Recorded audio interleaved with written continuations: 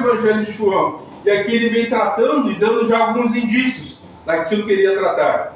E isso nós aprendimos pela manhã. E fora isso também aprendemos que, isso está na revista também, mas no meio acadêmico também é dito, chamado essa passagem, essa epígrafe de inos logos, porque aqui fala no princípio era o verbo, no original grego logos, verbo ou palavra. E quando nós vamos estudar profundamente, nós também entendemos que na história da igreja é dito que estas palavras embrionárias do livro de João também era dito que na época de Cristo era como se os irmãos já tinham isso como um hino. Eles já cantavam isso nas suas igrejas. E o que eu entendo com isso? Que além de João trazer dentro da sua introdução isso como um epílogo, ele já começa trazendo algo que nos toca até mesmo no dia de hoje. Ele começa louvando a Deus. Então os nossos cultos também começamos louvando a Deus. Então que nossos hinos também possam falar aos nossos corações. Eu não sei se falou ao coração dos irmãos, mas os hinos aqui entoados falaram comigo. Estão falando, do primeiro ao último. Nós temos que prestar atenção naquilo que é dito, naquilo que é louvado, porque nós estamos elevando as nossas orações, as nossas petições, e estamos aqui para adorar a Deus. Como o mesmo pastor falou, nós oramos pela prosperidade, mas isso não é uma ênfase, porque nós viemos aqui para adorar a Deus. Eu não venho aqui para buscar, eu venho aqui para entregar. Cultuar é isso. Aleluia. Vir à igreja, vir a um local de oração, um ambiente. Hoje nós nos reunimos e isso é igreja, não nas paredes, como já foi dito, mas quando nós estamos em união, que foi dito aqui também, nós temos que estar unidos no mesmo propósito, no mesmo caminho. Então aí somos igrejas, caminhando no mesmo sentido, louvando a Deus e vindo para adorá-lo como igreja. Isso é só o princípio do Evangelho de João. No princípio era o verbo estava com Deus e o verbo era Deus. Então, muitas vezes nós, como cristãos, até compreendemos, isso é a base do Evangelho. Jesus é Deus. Mas o importante é que quando nós vamos pregar por aí afora, e não aqui, porque quando nós vamos pregar para o mundo, quando nós vamos falar de Deus, todo mundo conhece Deus. Então é fácil nós falarmos sobre Deus, sobre as coisas de Deus. Mas quando nós falamos que Jesus é Deus, aí a coisa muda de figura. Porque é muito complicado as pessoas aceitarem Jesus como Deus. O próprio mundo, músicas mundanas já falam, como pode o mesmo Deus ser três? Como isso é possível? Porque isso foge ao entendimento daquele que é racional e humanamente falando, aquele que está vivendo neste plano apenas e não adentrou nas regiões celestes ainda, porque ainda não foi tocado pelo Espírito Santo, ainda não foi tocado por Deus ao ponto de se converter e entender aquilo que não é carnal, aquilo que é espiritual. E isso é algo que está nas Escrituras, nas entrelinhas, não está escancarado. No Velho Testamento, por exemplo, quando olhamos no Velho Testamento, vemos um Deus Pai que estava agindo, construindo, então ele vem gradativamente construindo várias coisas. Então, quando nós vamos para o Velho Testamento, muitas vezes foi mencionado também de manhã na escola bíblica, nós olhamos com a nossa mente de hoje. O nosso entendimento de hoje, queremos entender algo que está escrito há 3, 4 mil anos atrás. E nós não conseguimos compreender completamente, mas erroneamente tentamos trazer algo para o dia de hoje, e por isso, não digo aqui, mas em muitas denominações estão entrando heresias, estão entrando louvores que não são louvores, são músicas, mas não são louvores. Isso tudo nós tratamos na escola bíblica, mas isso mais abertamente. Nós podemos trocar ideias e crescermos juntos com os irmãos. Um fala uma coisa, outro traz outra, outro entende de outra forma. Às vezes uma coisa não bate muito bem com a outra, mas mesmo assim nós nos entendemos, porque nós estamos estudando a palavra, nos aprofundando naquilo que Deus deixou escrito para nós. E seguindo adiante, ontem estava lendo um livro curto, na verdade, de Marcos Lucado, que falava dias melhores virão. E foi algo inusitado, pois fui buscar a Kátia no emprego, e como eu solto mais cedo no sábado, e ela ia soltar um pouquinho mais cedo ontem, almoçamos juntos e passamos em frente a uma loja de não era bem de livros, né? Acho que era tipo um brechó, mas tinha muitos livros. Nós, que legal, tem livro ali. E na volta a gente passou e eu acabei comprando esse livro. Garimpamos lá, né? Dias melhores virão. E esperando ela sair, sentei dentro do shopping e consegui ler todo o livro.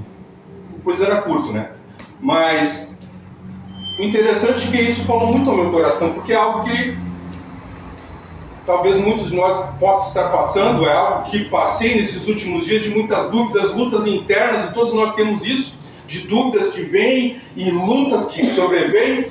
E ele falava, já começa com Salmos 11, vou até separar aqui, Salmo 11, diz assim, a primeira página do livro: no Senhor confio, como dizes, pois a minha alma foge para a tua montanha como um pássaro, porque eis que os ímpios armam um arco, põem as flechas na corda, para com elas atirarem as ocultas aos retos de coração. Na verdade, que já os fundamentos se transtornam. Que podes fazer o justo? O Senhor está no seu santo templo. O trono do Senhor está nos céus, e seus olhos estão atentos, e as suas pálpebras provam os filhos do homem. No livro ele traz uma versão na linguagem de hoje. A minha linguagem é um pouco mais arcaica, mas de bom entendimento. Então, o que o salmista está falando aqui? Ele está se lamentando, ele está sendo perseguido, e por fim faz uma pergunta, né? Diz, na verdade, que já os fundamentos se transtornam. O que eu posso fazer? O que nós podemos fazer, né, para mudar toda essa situação de luta, de tristeza, de dor? Não sei qual situação você está passando, mas o que mais impressiona é a resposta de Deus. Porque o Salmo, como nós falávamos pela manhã, o Salmos, ele é um livro poético, mas não é uma poesia como nós conhecemos aqui no Brasil. Os Salmos, ele é um pouco mais profundo. A poesia hebraica é diferente. Ele traz retórica, traz outras formas de poesia, e aqui ele faz toda essa indagação, mas o que impressiona é a resposta. O Senhor está no seu santo templo. E talvez a gente não entenda, porque, como eu disse, nós temos a nossa visão ocidental, abrasileirada de tudo, porque nós olhamos para o texto, lemos, mas não entendemos. Por quê? Porque falta, como nós comentamos pela manhã, o estudo aprofundado das Escrituras, porque ler, qualquer criança lê, mas a Bíblia não foi feita para ler, ela foi feita para ser estudada. Então, não estou dizendo que você é obrigado a vir num culto de ensino, mas você tem a obrigação, como cristão, de ter pelo menos ler e tentar entender, mesmo que na sua casa, no seu ritmo, buscar um período, um tempo de estudo para entender o que a palavra está dizendo e fazer perguntas ao texto. E o que o salmista está nos dizendo essa noite? Como eu me disse ontem, através de um livro que eu nem pensei que ia comprar, mas ele fala assim: o Senhor está no seu santo templo, e isso te basta.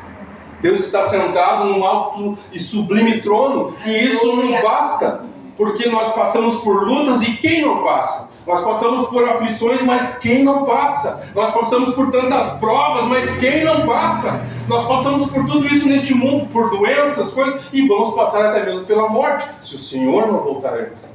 Nós vamos passar. Nós não somos diferentes nesse sentido daqueles que estão lá no mundo, mas nós temos alguém assentado num alto e sublime trono, e Ele está regendo a sua igreja. Então, se você faz parte da igreja, está congregando, é convertido, está vivendo com Deus, você tem que buscar essas maravilhas. Eu não estudo porque eu vou pregar, eu estudo porque eu preciso ter comunhão com meu Deus, que é o Verbo, é o Logos, é a palavra. Eu conheço Jesus quando eu me aprofundo na palavra. O Espírito Santo vem e traz vida para essa palavra, essas linhas, esse papel escrito com tinta e tudo mais, ele se transforma quando eu leio, estudo, medito, e o Espírito Santo vem e traz vida para isso. Isso se torna vida em mim. A tua palavra é como lâmpada para os meus pés, como dizia o salmista. Então ela me ilumina no momento certo, porque eu tenho um certo conhecimento das suas escrituras, no momento certo Deus usa dessa palavra escrita,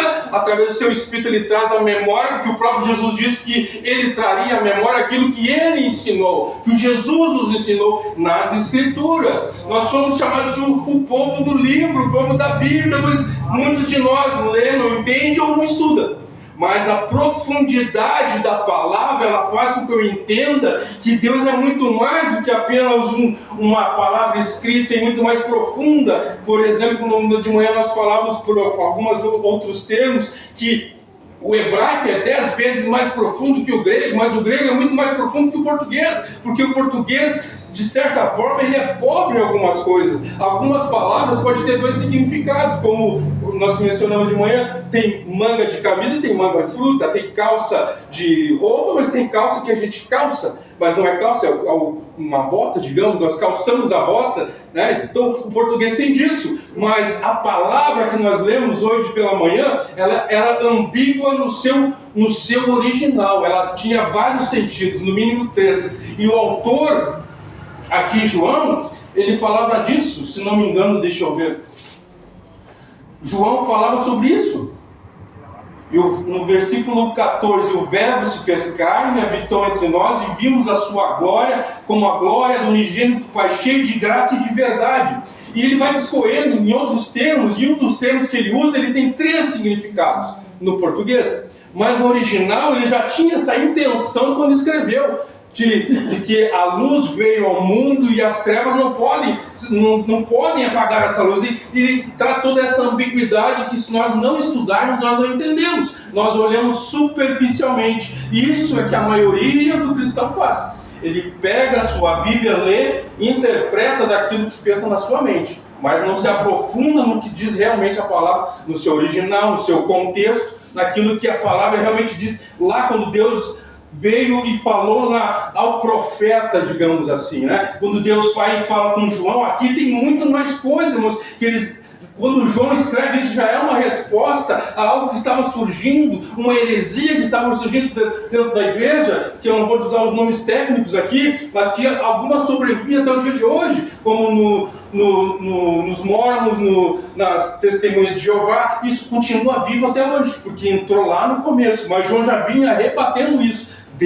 Jesus é Deus. Nós vimos, vivenciamos, e nós comentávamos isso pela manhã, que nós queremos conhecer Deus, temos experiências maravilhosas, mas nenhum de nós teve uma experiência como eles tiveram. Por exemplo, quando, na outra aula foi falado isso, quando na transfiguração de Jesus, que os 3 discípulos que estavam ali viram Jesus transfigurado, falando com Moisés e Elias. Então, quem de nós viu isso? Talvez por sonhos, por revelações, mas ninguém viu Jesus face a face, transfigurado. Hoje, presente na igreja, ninguém viu, mas eles viram. E eles dizem, nós vimos, nós tocamos, Ele é Deus. Então, quando nós entendemos que Jesus é Deus, não é o Deus Pai, não é o Deus Espírito Santo, mas é o Deus Filho que se manifestou. E ele diz, quem vê a mim, vê o Pai. Então, ninguém aqui viu a Deus, nem Moisés, apesar de ter falado face a face, ele não viu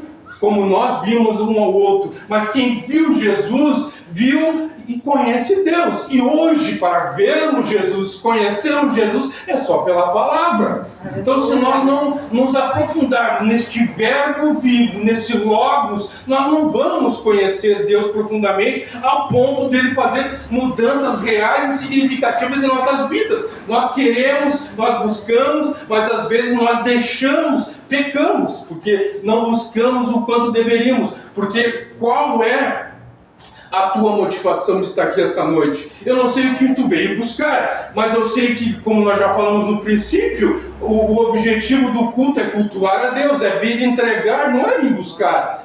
Isso é algo que é um bônus que Deus nos dá. Quando nós estamos na presença de Deus, somos abençoados. Como, digamos assim, que eu tenho um gato que é caseiro, tem um outro gato que é rueiro.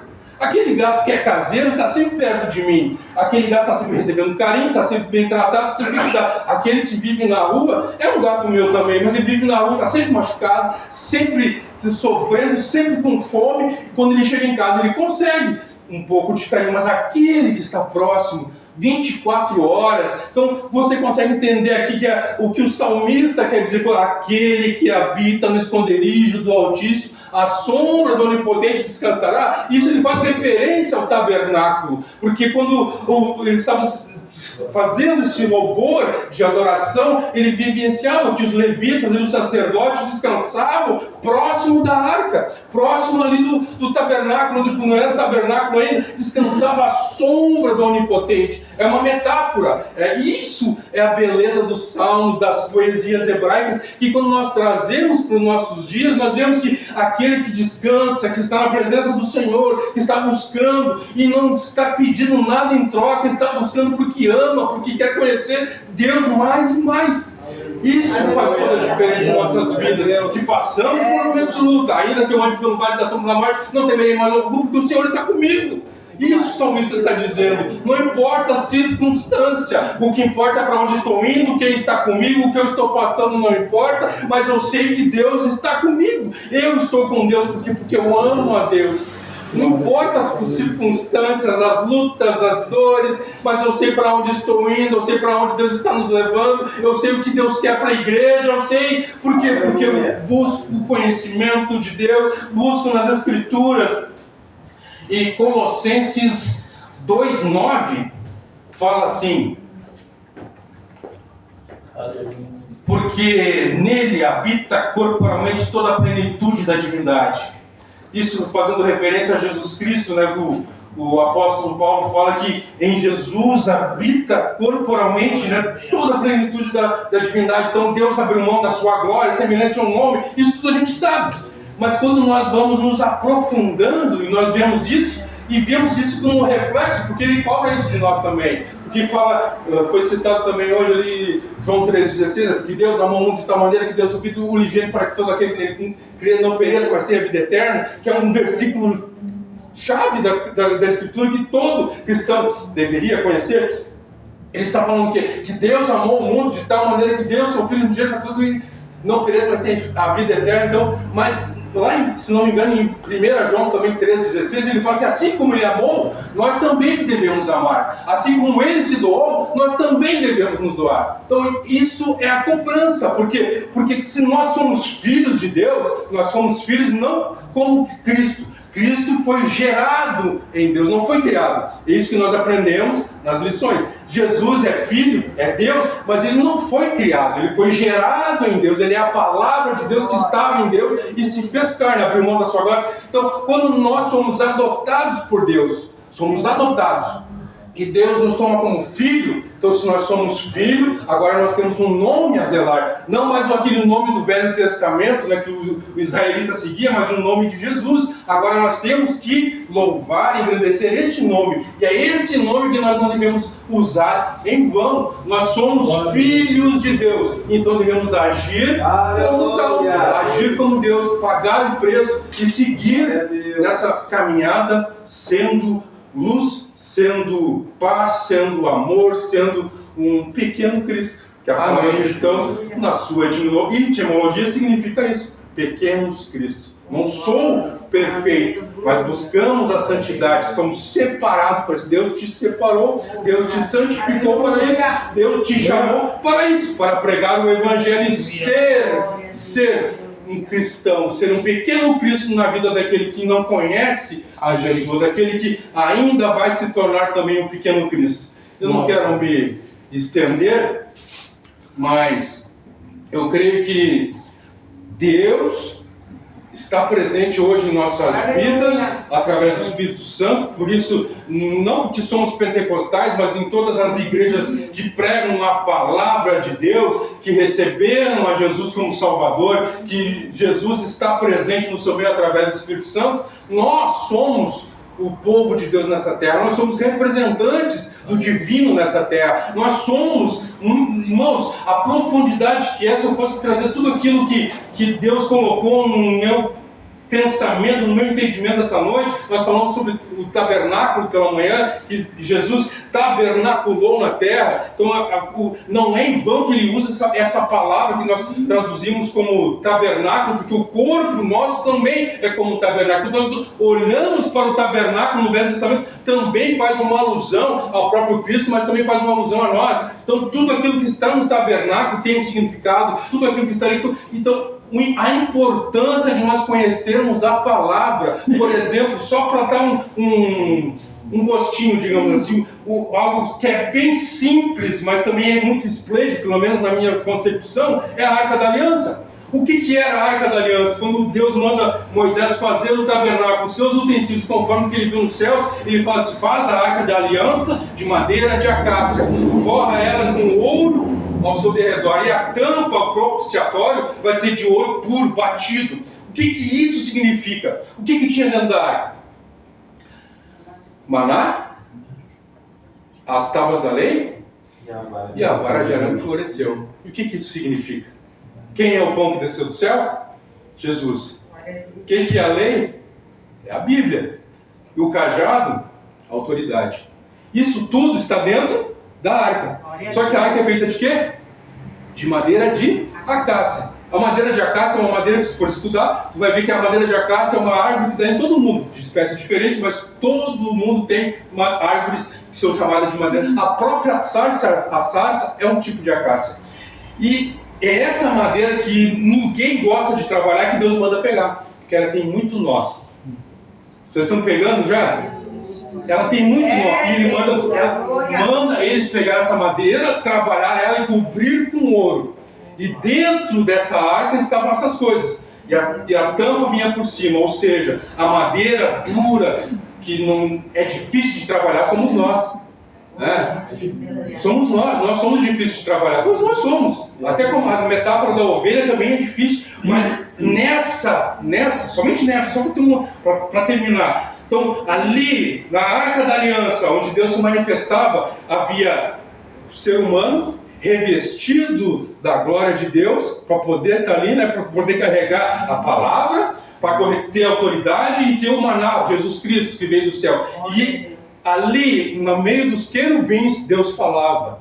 Ou seja, hoje a arca não se perdeu. Por quê? Porque hoje no Novo Testamento, eu e você somos a Arca da Aliança. Onde nós vamos, a presença de Deus vai conosco. A presença de Deus se manifesta. Mas tem que ter essas coisas. Não é apenas a madeira trabalhada, não é apenas ser revestido de ouro. Dentro de nós tem que ter a palavra, tem que ter Jesus e tem que ter a autoridade do céu. Para que possa o Espírito Santo de Deus se manifestar. Isso é só uma das coisas que está no tabernáculo, irmãos. Então entende a profundidade da palavra, que no princípio era o verbo estava com Deus, e o verbo é Deus. E esse verbo está no meio de nós, o Emanuel de Deus. Que tu possa ser tocado por Deus para buscar mais.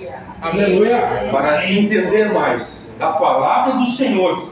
Não para subir no púlpito e pregar, mas para ter autoridade, ter Jesus na tua vida e, quando indagado, puder responder com maestria, porque é Deus que nos usa, é Deus que nos conforta, é Deus que nos transforma, e tudo isso através de Jesus Cristo.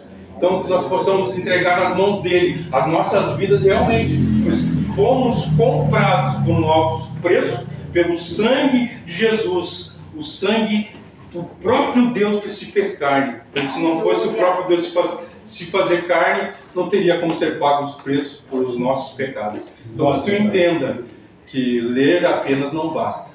Estou lendo mais uma vez a Bíblia, já estou, é algo que é meu, Deus colocou no meu coração, de todo ano, pelo menos tentar ler a Bíblia. Estou lendo, mas ler apenas não basta.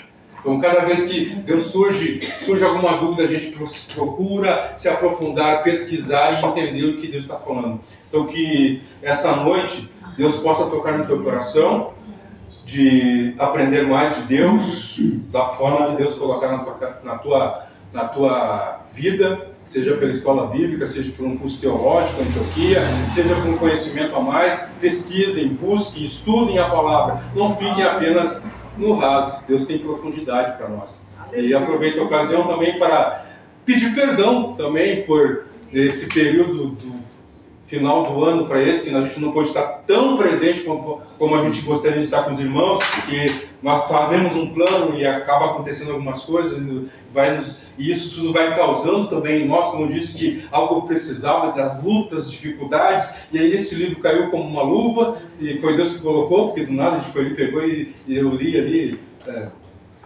Deus nos dá os meios. Então, que Deus possa te abençoar, não apenas quem está aqui, mas a nossa igreja como um todo, que possamos abraçar essas causas que o pastor colocou e seguimos unidos no amor do nosso Senhor Jesus. Amém? Amém. Então, vamos nos colocar em pé, vamos orar? Aleluia.